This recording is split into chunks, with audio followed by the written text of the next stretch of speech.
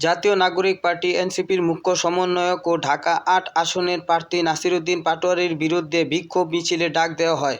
হেফাজতে ইসলামের সাবেক মহাসচিব ও আমির আল্লামা জুনায়েদ বাবুনগরীকে নিয়ে তার মিথ্যাচার ও কুরুচিপূর্ণ বক্তব্যের প্রতিবাদে কর্মসূচি পালিত হয়। তবে ব্যতিক্রমী ঘটনায় ওই বিক্ষোভে স্বয়ং নাসিরউদ্দিন পাটোয়ারীকে উপস্থিত থাকতে দেখা যায়। রবিবার ৮ ফেব্রুয়ারি বাদ আসর বাইতুল মুকাররম জাতীয় মসজিদের উত্তর গেটে আল্লামা জুনায়েদ বাবুনগরী স্মৃতি সংসদে আয়োজনে কর্মসূচি শুরু হয়। কর্মসূচি শুরুর পরপরই নাসিরউদ্দিন পাটোয়ারীকে অনুষ্ঠানস্থলে সামনে উপস্থিত যায়। এ সময় তিনি সেখানে বিক্ষোভ কর্মসূচির কিছু যোগাযোগ মাধ্যমে ছড়িয়ে পড়লে বিষয়টি নিয়ে আলোচনা শুরু হয়। অনেকে বিক্ষোভে অভিযুক্ত ব্যক্তির এখানে উপস্থিতিকে কেন্দ্র করে নানান মন্তব্য করেন।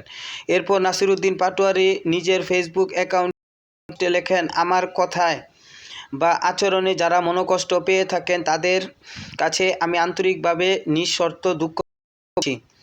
এই ঘটনায় সামাজিক যোগাযোগে বিভিন্ন দেখা যায়।